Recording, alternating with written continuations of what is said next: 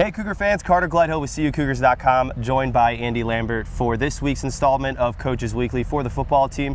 Coach Lambert, opening week loss against the University of Chicago by a score of 34-14. It was a really tough opponent. We talked about it in last week's Coaches Weekly, but your team stepped up and played a very well-rounded game despite the outcome. Yeah, I mean, I think there were some goals that we had, and I think we met most of those. You're always wanting to win, and you're playing to win, and so we didn't hit some of those kind of outcome-based things. But I felt like we played with great kind of purpose and energy, for most of the game, and so that was an aim of ours. It's a step you have to take in a program every game, right? I mean, that's just what we want every event to feel like, is that, oh yeah, we gave that sucker a pretty darn good shot. And so anyway, it was a really good step forward in the right direction. Well, the one thing that was very apparent from the beginning was the defense had a lot of energy. And we look at the first half if you're watching the game for the viewers at home, but the defense was very well-rounded and executed well in the beginning of the game. A lot of 3 and outs. They were really challenging the rushing game. We talked about when you have a team that has a preseason All-American, first-team All-American from last year in D'Ambrose, that's going to be the big focus point, and you guys were able to shut him down in the early goings of the game and really limited his offensive production. Yeah, well, I mean, we got him backed up on the first kickoff, and we got some energy. Shoot, we had the field position the first quarter and didn't really capitalize on that. But two things. One, we got a new defense this year, so they hadn't seen it. So that was a super positive for us. And that's not taken away, from the way that we played and coached. But the second is we're going to be good on defense, right? And we should be. And our scheme fits our talent. We have those returning defensive linemen that have played a lot of football. They're really the core of our entire upperclassmen, right? So we're going to be good on defense. We're going to stop the run in most cases, and so it was really encouraging to see that happen, for most of the game. Now turning over to the offensive side, in the end of the first half, you guys put together a nice drive, but coming out of halftime, you were able to score on the opening drive. What was the message to the team in the locker room that maybe sparked a little bit more of an offensive spur coming out of the locker room? Oh, I don't really remember. There wouldn't have been a message at all. Just, keep fighting and keep playing. So, the story of the first half, which really would have been the strongest part of the narrative of the game, was just not scoring on the 2 drives that we had a chance to, right? So first quarter, we're 4th and goal from the 2. We don't get it. So, you leave 3 out on the field, maybe 6 points or 7. And then right before half, we're 16 seconds, 4th and 1, got a timeout, and so if both of those play themselves out differently and we pick those up, then you might be looking at a different scenario. So there wasn't a lot that we had to make changes, for at halftime, just a couple different tweaks. So looking over into the upcoming game that we have this weekend back here at home at noon on Saturday against Finlandia University. This is a team that you only held to 2 points last year. It was one of your 2 non-conference wins that you had in the beginning of the season. Now you're welcoming them to your own turf. What's the scouting report on this team? What are some of the changes that are going to be made a little bit differently after reflecting on week 1?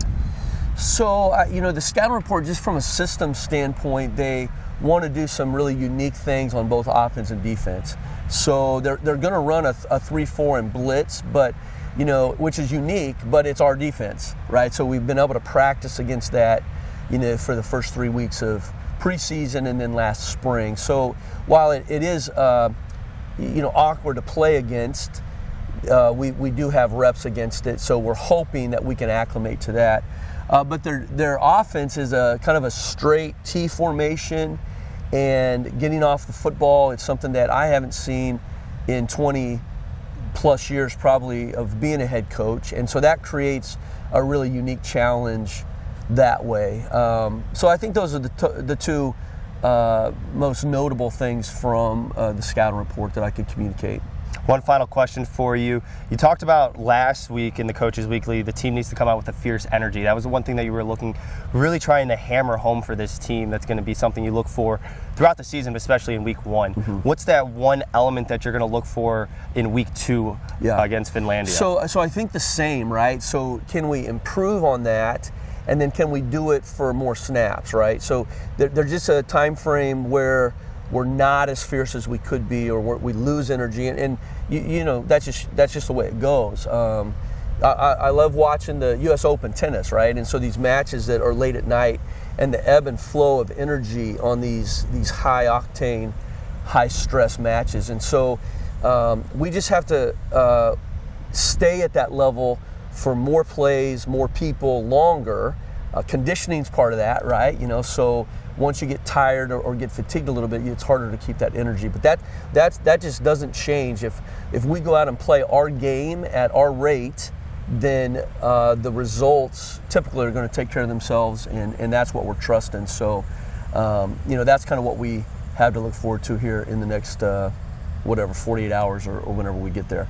Well, yeah, exactly. So could I just talk about a little event we have today? Yeah, go ahead. We're going to go practice in the Austin community today. It's going to be about 4:00 p.m. And so we're involved with a couple of enterprises over there. One is called By the Hand After School Clubs. And so we're going to have several, if not many, students from these after school clubs come and watch practice, and then we're going to do a clinic for them in what, you know, could arguably be considered one of the toughest neighborhoods in Chicago, which is just right down the street. You know, it's like a mile and a half. So Columbus Park, and we're going to bust down there and have our practice there. So it's a big event for our team, and something that I've been looking forward to for a long time, since I started discussions about it in May. Well, that's an awesome event. I'm glad you shared that with us. And just to kind of follow up with that, how important is it for you to get this team to become a bigger part of the community? I know it's a big thing at Concordia to talk about the community on campus, but taking it the extra step and